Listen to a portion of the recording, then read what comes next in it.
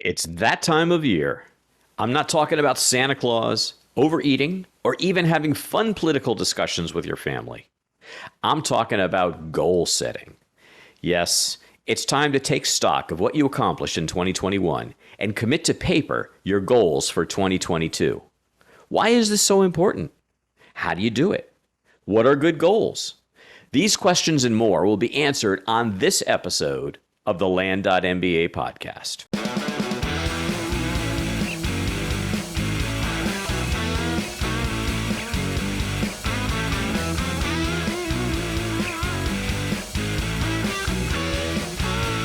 Yo, Howard, how's your goal planning going this year?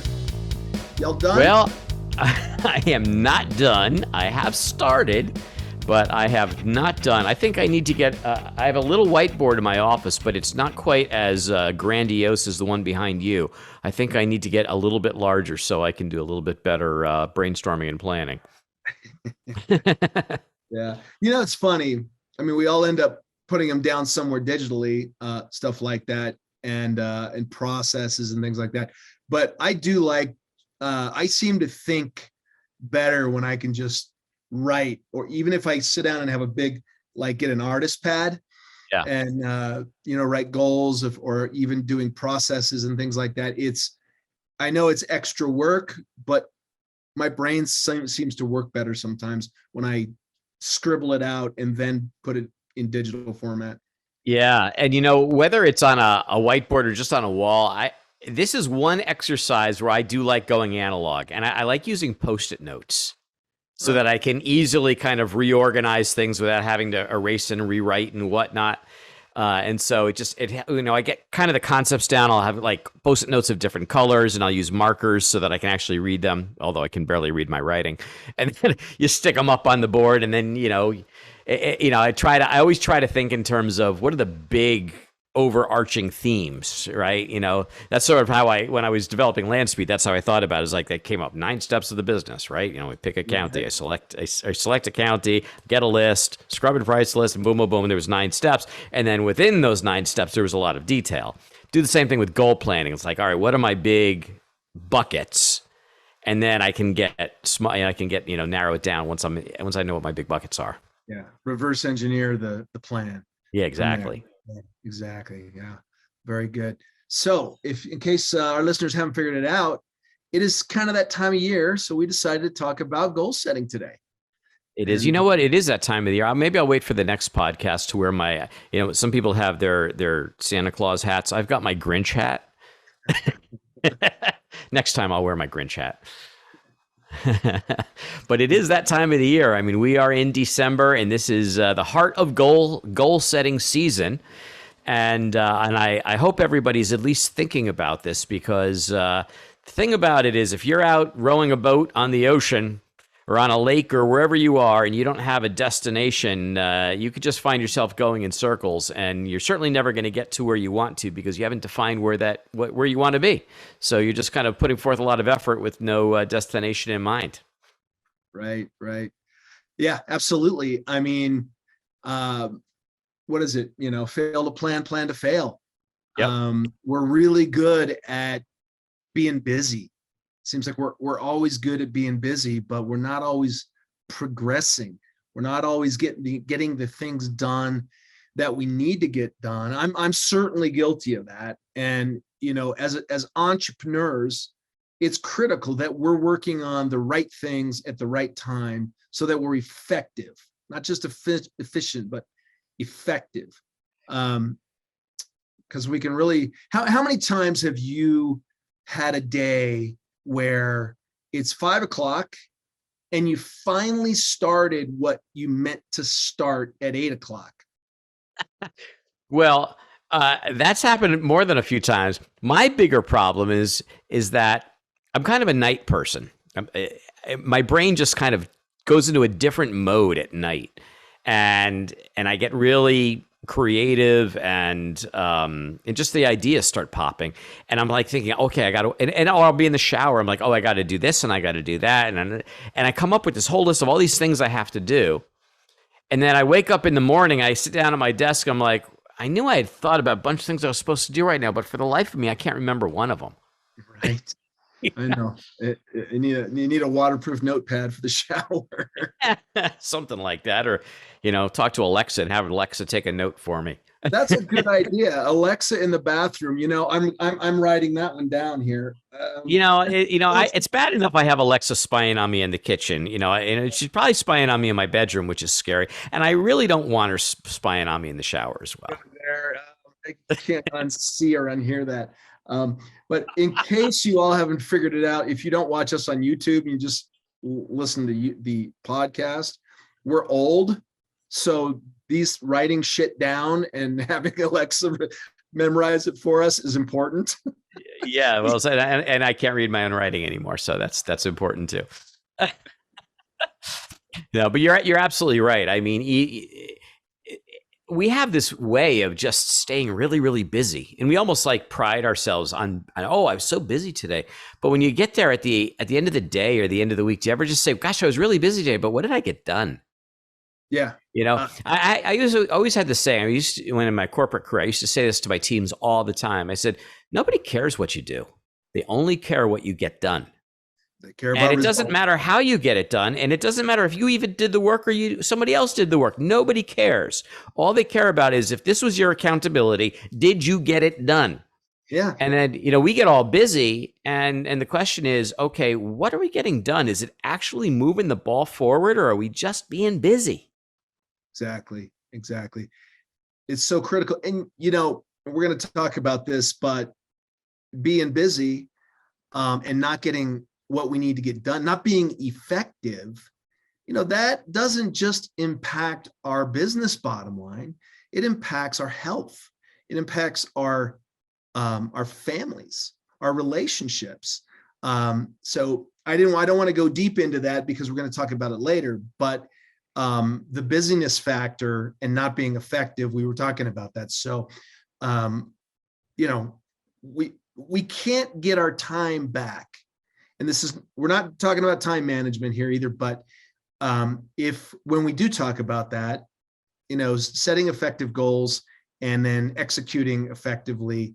And, it's just critical for building a life we want to have. And so, these are some crazy times in the real estate field. Demand is high, inventory's low. If you're a realtor, a wholesaler, or house flipper, you've probably noticed how hard it's become to find quality deals. This is why so many in our industry are looking at land as an outstanding way to add new revenue stream to their portfolio. If you're listening to this podcast, you already know that land is a relatively unknown niche of the multi-billion-dollar real estate market with huge profit potential. Seriously, what other business delivers 200, 300, 1,000% return on investment deal after deal? It seems hard to believe, but land really returns 100 to 300% commonly and sometimes over 1,000% deal after deal. And in the age of COVID, demand for land has never been higher. Many of our students have already created new revenue streams with land and added 6 figures to their incomes. We've had clients who have achieved multiple 6 figures in their first year of business. Another paid for all his coaching and pocketed 15 grand on his first deal. Now, not everybody has these kinds of results, but they're certainly possible if you have the right instruction, the right support, and highly experienced mentors. You don't need another course that promises the moon and then delivers an elementary school education. You need a proven program suitable to your experience and ambition. You need a LandMBA. The LandMBA is everything you need to blow it out in the land business. Courseware, mentorship, tools, community, and even deal funding. Look, because you're here listening to me, you know that Dave and I don't hold anything back. That's a founding principle we've had from the beginning. With the LandMBA, you get everything we have to offer. There are no upsells. And now, through popular demand, we have transformed our highly regarded one-to-one coaching program into a small group format at a fraction of the price. If you're ready to build a 6-figure income with the freedom of being your own boss, go right now to www.land.mba/fortune. That's www.land.mba/fortune. Let us help you create your next path to wealth. that leads into your BHAG, your big, hairy, audacious goal. What is your why? Because that is really, when you've got that nailed down, I know when I'm really focusing on mine, and it really motivates me to say, all right, let's clear the clutter. Let's get done the things that are going to make me effective, that are going to move the needle, that are going to drive my business forward, that are going to drive my life forward, that are going to drive my relationships forward, that are going to drive my health forward, and create the happy life that I want to have, that my family wants to have, that my friends around me want me to have and want to have with me. That's it. I mean, you're so right. It's got to be everything. There's nothing worse than, putting everything you have into your job, especially if you're inefficient. And then so you work, all the time, and then you're not fully present with your kids or with your spouse. And, life isn't rich like that. I mean, the great book, Napoleon Hill, Think and Grow Rich, he starts out by defining what does it mean to be rich? And I don't remember, there's something like 11 or 20 different riches in the world. Money was kind of far down the list. It starts with health and spirit, and spiritual happiness. I don't know. It's been a long time since I read it. Wellness, psychological wellness, all those things. So we need to be good in all of those areas, and part of that means that we need to work, and we need to make money. We need to support our families, but we want to be efficient about that so that there is enough time left for everything else, so that we don't want to work or live to work. We want to work to live. Right. Absolutely. And it's easy. It's a lot easier to be efficient in how we expend our energy and our time if we have goals, and those goals ultimately will translate into plans, and those plans are tactics, and then we know what we're supposed to do, and we execute against that.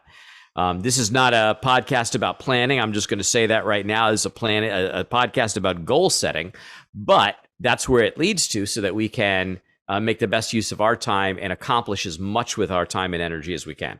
Right. And you made a key word there, and that's energy, because frequently we talk about time management, and time management is just a component of goal setting and leading an effective life. But energy management is really, really critical, especially as we get older. And so it's time management becomes important in picking when you do certain things. Because if you have hours left in the day, but those are less productive hours because you're tired, you don't have as much energy, when you do certain things is important. So, and this must be particularly important to you, because I mean, you're already kind of in the blue-haired special time frame of your life. Dinner at 4:30, get to bed by about 9:30. I get it. Well, you're wearing comfortable shoes. 4:00, because I have to allow 30 minutes to drive to the country kitchen.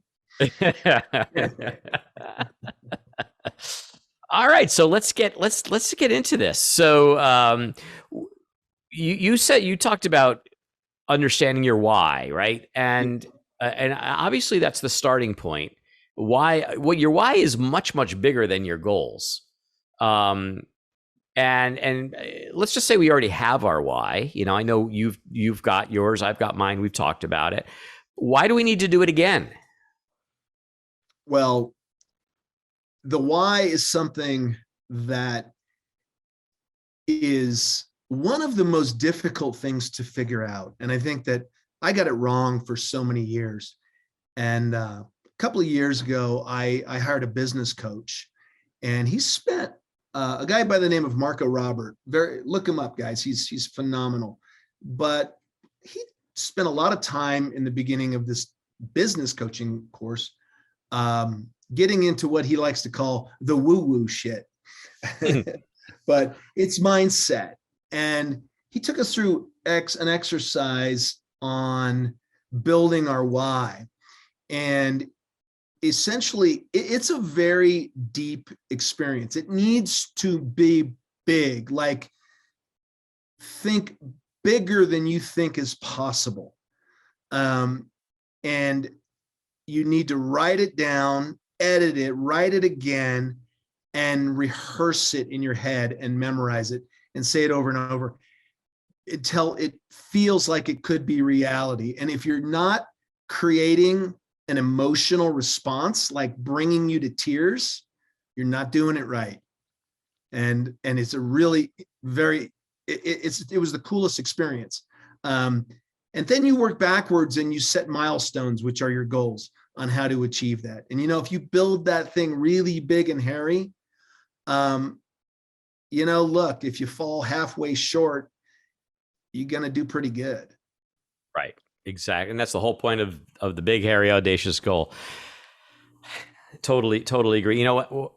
I remember when I was, just graduated from graduate school, and I was trying to get a job, and I had no clue how to do this because the day I graduated from college, I went right into the Marine Corps. So I never really had to get a job, and I didn't know what I was doing. And a friend of mine who had been down that path before reached out to me. It was amazing, just the right person at the right time in my life.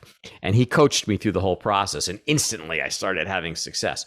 Well, when it got to the interviewing part of it, he said to me, Howard, what's the most common question people ask? I don't know. He said, they're going to ask you, they're going to say, so tell me about yourself. And do you know why they ask you that question? Well, one is because they don't know what they're doing. And the second reason is because they're lazy and they want you to do all the work. So that's why they ask the question. Now, most coaches will tell you, you do the 2-minute drill. So you kind of have this canned 2-minute response to the answer to that question. And then you kind of leave it hanging at the end to entice them to the next question. He said, my answer to that question is no less than 17 minutes long. And he said, and yours should be no less than 17 minutes long. He said, what you have to do is you have to tell the story of Howard. And it can't be a documentary, and it can't be a chronology. It has to be like a made-for-TV movie. And it's got to have comedy and drama and a climax. And at the end, the hair on the back of their neck has to be standing up, and they say, what happens? What happens? And if you can frame your why like that, you can get an emotional connection, because that's what you need to get from your own why is you tell a story. And in that story, there's climax, and there's, hairs on the back of your neck saying, what happens? What happens? I can't wait to this. I need this. And if you don't have that emotional connection, it's going to be very difficult to have it motivate you in the way it needs to do. Yeah, exactly. Very good. Yeah. And that's how we did it. We wrote a story and we framed it that way. But to that day, I was, my why was, to be, financial freedom. It's everybody's. Well, why do you want financial freedom? What are you going to do with it? Because if it's just about money, when the poop hits the fan and life gets hard, you're going to crumble. Yeah. It's not that compelling. Right. Yeah.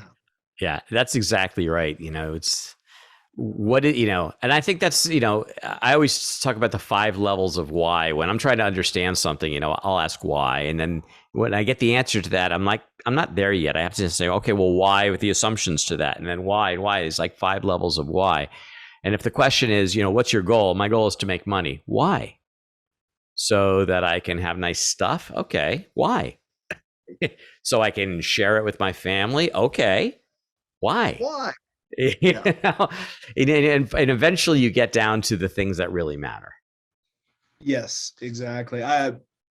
There's if anybody ever listens to the Dean Graziosi podcast, I love Dean and I listen to him all the time, but he talks about going 7 layers deep. It's a really fun story. So check him out.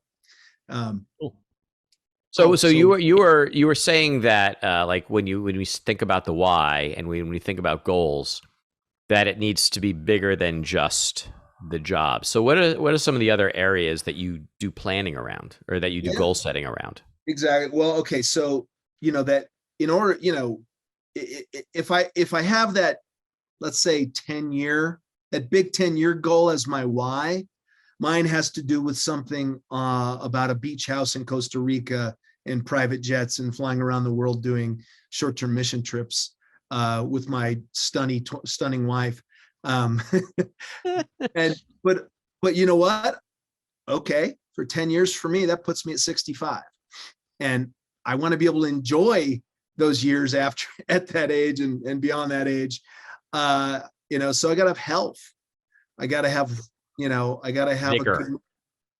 Got to have health. I got to have vigor. Yeah, for sure.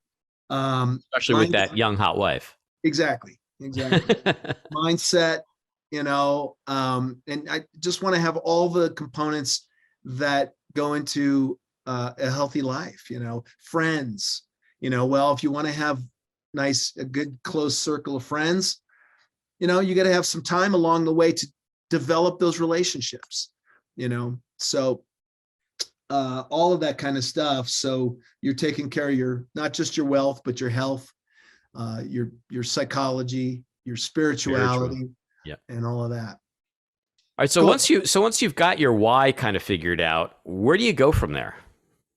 Well, that helps you determine, how am I going to get there?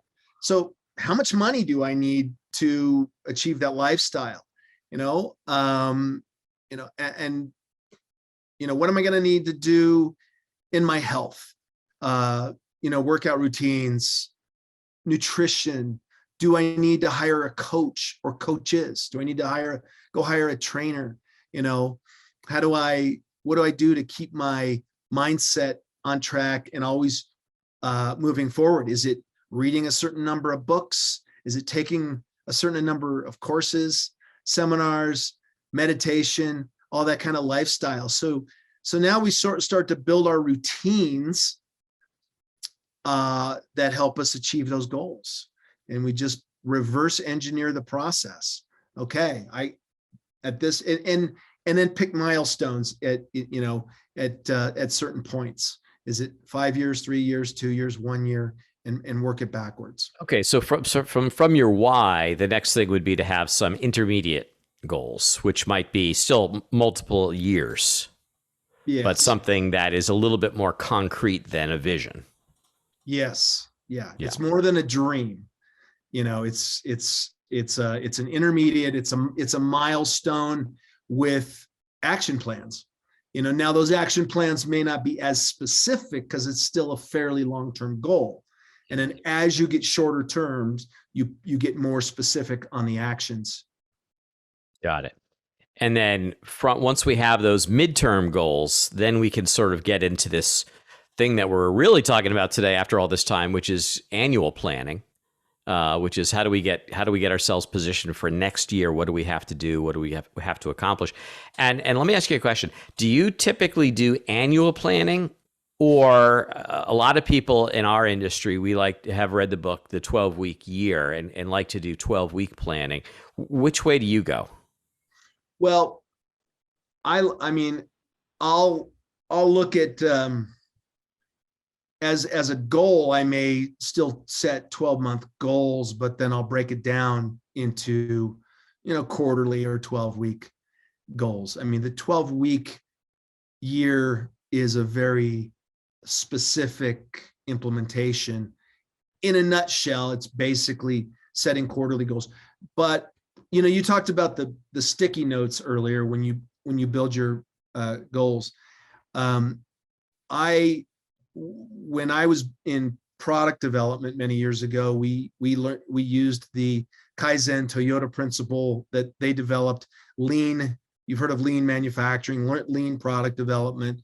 It comes down to implementing and executing and making adjustments very, very short term, like, daily basis. You get your team together and see, all right, has this dependency been achieved? No, I'm late. How late are you? Okay, 2 days. Now the person that's dependent upon you to get theirs done now is able to make adjustments in 1 or 2 days instead of, you have a meeting every 2 weeks or monthly and realize, holy crap, I'm a month off. And now you're waiting a month to make those adjustments. So the benefit of something like quarterly goals, 12-week year, measuring very, very short and setting those goals smaller, but in shorter increments, it increases your your probability of staying on track because you're able to make short-term adjustments.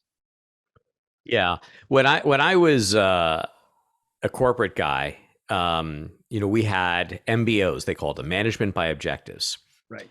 And in my 20 years in corporate, I just thought they were the dumbest things ever. And I always tried to convince my leadership to make them go away. And I was never successful. But the reason that they're such garbage is because usually the planning process will start in August or September. You'll get them locked down, hopefully by December, hopefully by December. And you'll have, five MBOs for the coming year, let's just say. And your achievement of those MBOs your bonus is tied to that. And you get there, and all of those goals are tied to your understanding of the world as it exists in October or November of the previous year. Yeah. And by the time you hit summertime, the world has completely moved on. It doesn't look anything like that. And so most people that I experienced in corporate did the right thing, and they focused on what was necessary at the time in order to move the company forward. But then they would hit around September of the next year when they were already starting to planning for the following year. And you're saying, oh, shoot, if I don't get my MBOs done, I'm not going to get my bonus. And they stop working on anything that's good for the company, and they put all their effort into achieving their MBOs because otherwise they won't get their bonus. Yeah. Stupid. It is. And I used to see the same thing in sales, or my company would give me this antiquated Excel spreadsheet to do annualized goals. We'd break them down by quarter, but they were so cumbersome that, all of a sudden you find yourself rallying to make the year end. And Right. You're spending so much time trying to close deals to make your numbers before year end that you don't have the time to develop your pipeline, and then Q1 sucks. Yes. Q1 sucks. And guys, land investors, if your mail is not already hitting right now, your Q1 is going to suck, by the way. Right. That's exactly right. I mean, there is a lead time for these things. Yeah. But 12 weeks, which is 3 months, the world doesn't change that dramatically in 3 months. And so what ends up happening is you pull in the goals, and you have a good sense that these are the right goals because because the world is going to be what it's going to be. And then when 3 months comes down, you set up the next 3 months worth of goals, and you keep doing that. But you actually can accomplish, according to the book, almost a year's worth of work in 3 months because you're working on the right things, and you've taken those goals, translated them into a plan and a set of tactics and action items, and then you can execute them. And so you get up every morning and you know what you're supposed to do because you know what your goals are, and you know how they attach to your interim goals and to your vision and your big why. Exactly. And there's another book called The One Thing by Gary Keller, and they have their whole goal and project management system, and there's a lot of similarities between the two, but their philosophy is, okay, what's the one thing that I need to be working? You get busy, you get overwhelmed, like, crap, I've got the balls are in the air, all of a sudden I'm juggling. What's the one, pick one, what's the one thing that's going to move the needle today, tomorrow, the next day? You can't get it all done. Pick that one thing. Yeah, it reminds me of something I heard Tony Robbins say one time, which is like, he doesn't believe in to-do lists. Doesn't have them. Not to-do lists. He just he doesn't even have not to-do lists. He just has his goals. And he keeps working on stuff, and everything he does during the day, he's asking me, I got 3 goals. Which of these goals is this contributing to? And if it's not contributing to one of those 3, I'm not doing it. Yeah. Simple as that. Right. It might be a bit extreme, but that's what I remember him saying. All right. We got so much to cover here. I want to cover a little bit more. Hey, folks, people often talk about automating and outsourcing your land flipping business, but what does that really mean? Generic solutions leave it to you to figure out how to set up and maintain the automations. I've been running my land business on LandSpeed for over 3 years because it's a total solution and allows me to focus on being a great land investor. LandSpeed was built specifically for land investing by a land investor. And with many of the most successful people in the business using it for years, it's evolved into one of the most feature-rich solutions on the market. Some of the key benefits I get are being able to create and manage mail campaigns and neighbor letters. I'm able to automate tasks amongst my team, create contracts and deeds, and email, text, or mail them within a few clicks. I can automatically capture sales leads from any lead source, including Facebook Messenger. Then it automatically pushes those leads into my sales funnel so that I can manually follow up, but they also go into my automated drip campaign. And since LandSpeed's a total cloud-based solution, I can run my business from anywhere in the world with a phone, laptop, or tablet. So if you want to turn your hobby into a professional, scalable business, just go to landspeedtech.com/Dave to receive a $150 discount today. So anybody who's done any kind of goal planning in business has heard about SMART objectives. Dave, what are SMART objectives? The S is for specific, and the M is for measurable, and the A is for achievable, and the R is for relevant, and then the T is for time bound. And so, we want to get as specific as we can. We don't want goals to be, general, like, I just want to make a lot of money this year. I want to make $1 million this year. All right. Then you work backwards and reverse engineer on how you're going to make that million. Yeah. And that part of that's also going to be measurable. You got to, it can't just be like, all right, well, I just want to do well. Can you think of a good example on measurable? Other than sales is always easy to do measurable. This is where, because I'm a marketer, right? So it's always the sales and marketing. Well, sales is always easy because, okay, this is what our goal is in revenue. This is what our goal is in margin. That's typically how it would work. So there's always numbers. It's very measurable. Whereas in marketing, it wasn't always so easy because in some cases it was, but in a lot of cases it's not. So it would be, how do you measure brand equity? How do you measure brand awareness? How do you measure the contribution of your marketing effort to make it easier for your salespeople to sell? So there are some things that, especially now that we've moved into the digital age, that are a lot more measurable. So you can talk in terms of audience size, whether it's your Facebook group or how many people likes you have on your page or how many people are consuming your content because it's all digital. I was doing a lot of this before the digital age when it was really, really hard to measure this stuff. And yet it was still important. So, but now we certainly can, and we can reverse engineer. So if we can take our vision, our why, and we can bring it all the way back into, let's just call it a 1-year milestone, right? And say, all right, therefore, my 1 year milestone is I want to be able to do X, Y, and Z.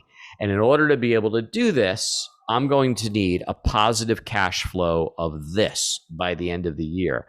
You can take that number and reverse engineer it in the land business to figure out, okay, how many properties am I going to have to sell on cash? How many properties am I going to have to sell on terms? What's my ROI going to be?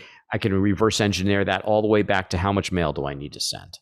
And really good point. Really good point. I wanted to steer this back to, for specifically for land investors. I mean, you created this cool spreadsheet, where you plug in, right? How many deals do I want to sell on terms?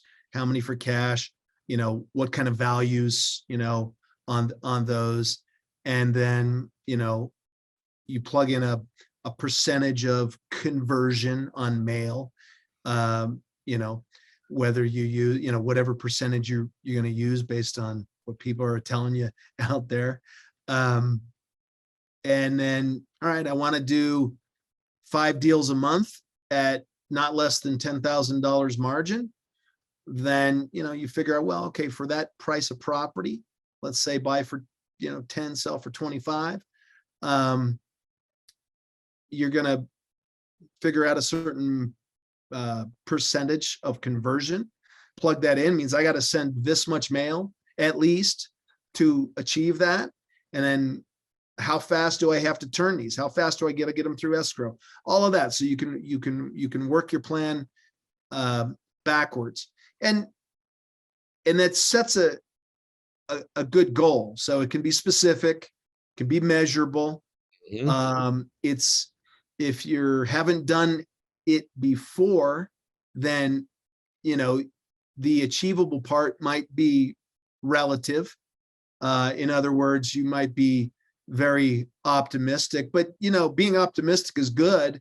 It still doesn't mean it's not achievable. We always want to aim high. If you fall a little bit short, then you still had a good year, right? And then, of course, relevant. Describe how relevant would fit in land biz goal planning that we're talking about. Well, how does it fit in with your broader goals, right? So relevant means that if you deliver on that objective, it's actually going to contribute towards achieving that broader vision, that broader why. It's kind of like what I was just saying with Tony Robbins. If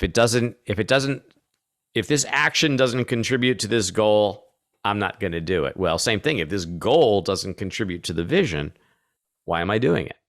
Yeah, exactly. And of course, time bound speaks for itself. Whether it's 12 weeks or 12 months, if we don't hold ourselves accountable to a deadline, to a line in the sand within reason, it's just going to keep slipping. It's just going to keep slipping. How many times have you ever had a meeting with a team and you assign some tasks or projects to people and you said, okay, so you're going to do this, you're going to do that, right? Okay, great. But you don't say, all right, commit to when you can have it done. What's reasonable time frame for? Give me a date, and then you agree on that date. And it might be too aggressive. Fine, you adjust if you need to. But if there's no date, guarantee you it's gonna keep slipping. Right, backburnered all the time. Yep. Exactly right.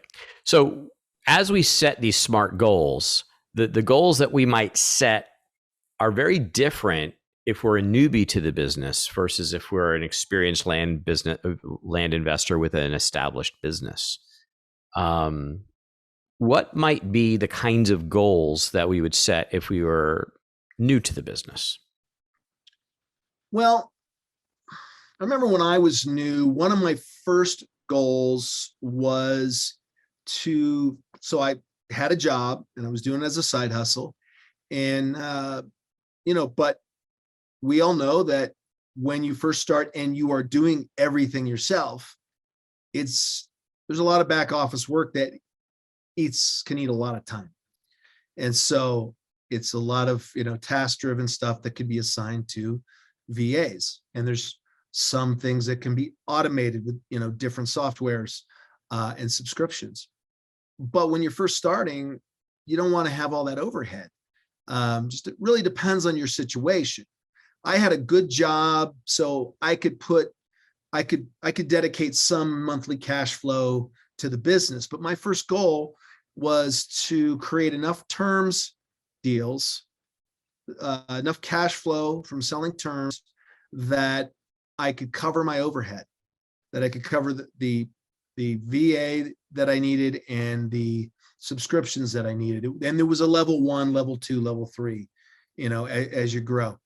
And so when you're beginning, it's to be able to afford the tools and the labor that you need to extract yourself from those portions of the business so you can focus on the tasks that move the ball. Mm-hmm. Yeah, I think that's right.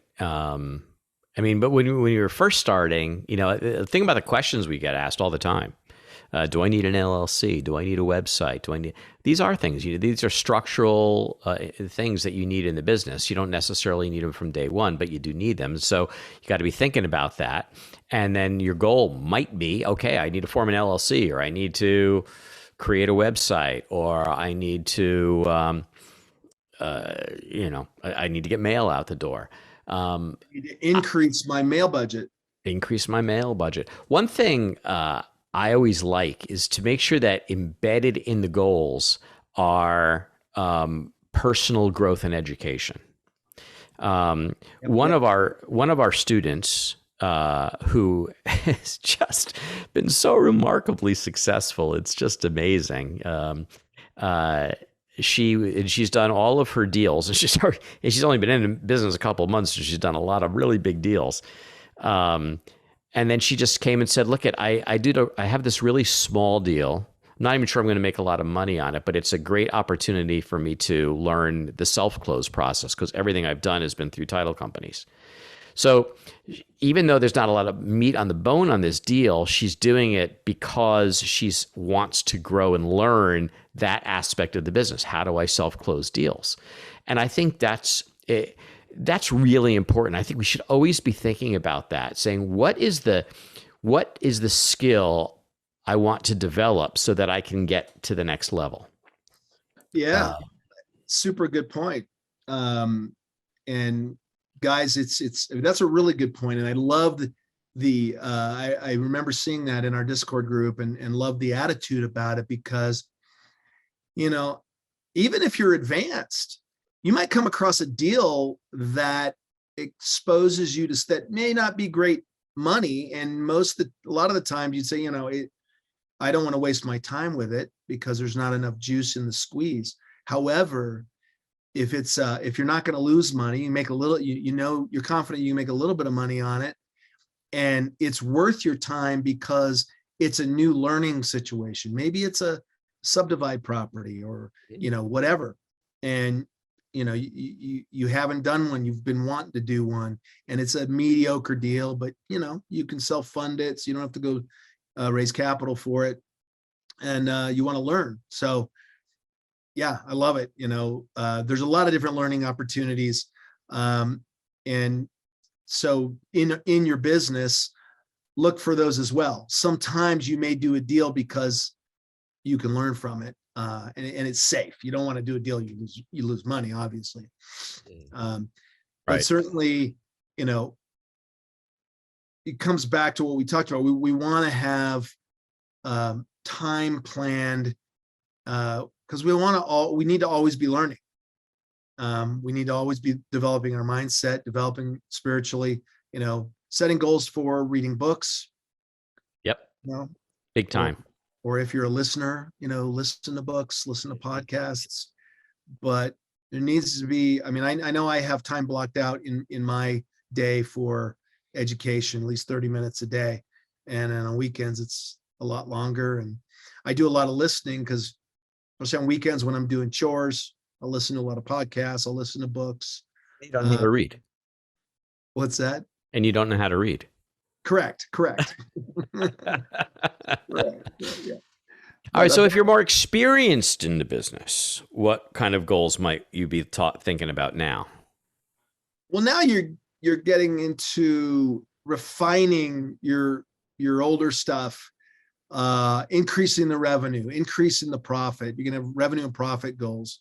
And again, it comes back to, how do you do that? Well, sending more mail, reverse engineering from where that revenue goal needs to be to how much mail do I need to send? And maybe it gets into more specific targeting on certain properties, certain areas.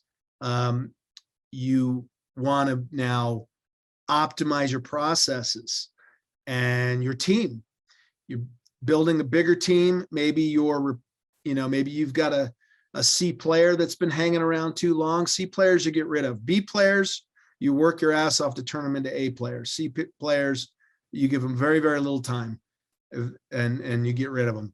Yep. B players, so yeah, processes, team, networking, partnering, going bigger. Yeah, that's right. So I used to work, or I've got a good friend who's a serial entrepreneur, extremely successful guy, and I worked for him. So we worked at Lucent Technologies together. Then he went off and started a company with his college roommate, and I ended up going to work for him. And we were young at the time. I mean, he was probably in his late 20s. I was in my early 30s. And I just watched this guy. I've learned so much from him over the years. And he would do things like say, okay, I want to go. He built a company. You know, we got some. First, he said, I want to learn how to get VC money. So he figured out. He said, I set that as a goal. He set that as a goal, and we got VC money. Now we're growing the company. We're adding staff. He's like, all right, I want to learn how to do an acquisition. So we found a small company, and he acquired it. I'm not sure that we needed to acquire it. I think he just wanted to learn how to do it. And then eventually it was, okay, now I want to learn how to sell a company. And so he would, he figured out, he set that as a goal to sell a company so he could figure out how to do it. And he kept doing those things. And so when you get to be more experienced in the business, it might be, okay, I want to grow from self-close deals to larger deals that involve title companies and realtors. Or maybe it's, I want to go from larger deals that are title companies and realtors to caribou deals where I'm doing syndications with, other other people financing deals and doing larger acreage properties that are going to get subdivided. And sometimes you do them because you just want to learn. Sometimes you do them because, there's good money in it, and that's your goal or that's your strategy. Maybe the thing you want to learn is, I've never done a deal where I worked with external financial people, so I want to go find somebody else to finance this deal. Not that I can't do it myself. I just, I want to learn how to do it. And if I can learn how to do it, maybe I can have a lot more deals because I can use other people's money. So a lot of times these kinds of goals aren't simply to achieve the next level of the business. They're to achieve your knowledge and comfort so that you can then take that knowledge and comfort to achieve the next level of the business. So I think all of those could work. Building the team and optimizing it, that would be another one. It's like, my goal is to get to the point where I'm making X number of dollars while only actually putting my personal time in 10 hours a week.